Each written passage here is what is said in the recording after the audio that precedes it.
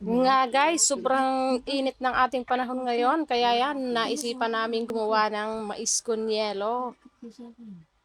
Yan, talaga naman pong sobrang napakainit ng ating panahon ngayon. Yan, ito na nga guys, at tayo gagawa na. Yan, meron na rin tayong mga rekado. Yan, ilagay na natin ang ating gulaman, ang mais, ang asukal.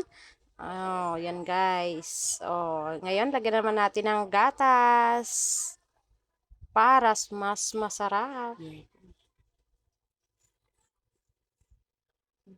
Yan guys, tatlo nga po pala ang aking ginawa at kami tatlo di ang mag-iina. Yan. Oops. Oh, yan na guys. Meron na tayong pampalamig. Yan, lagyan ulit natin ng kaunting mais sa ibabaw. Yan. Tsaka, lagyan natin ng gulaman. Yan. Oh, yan guys. Oh, yummy. Oh, yan po yung aking mga nilagay na rekado.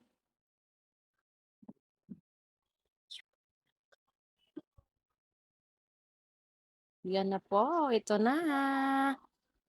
Ang yummy mais con yelo with buko pandan gulaman.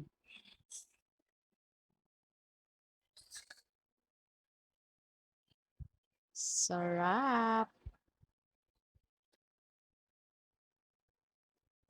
Sarap, sarap. Oh, ito na po. Anong mahalo? Oh, tinan nyo. Ang gandang tignan. Pampatanggal ng banas. Yan lang guys.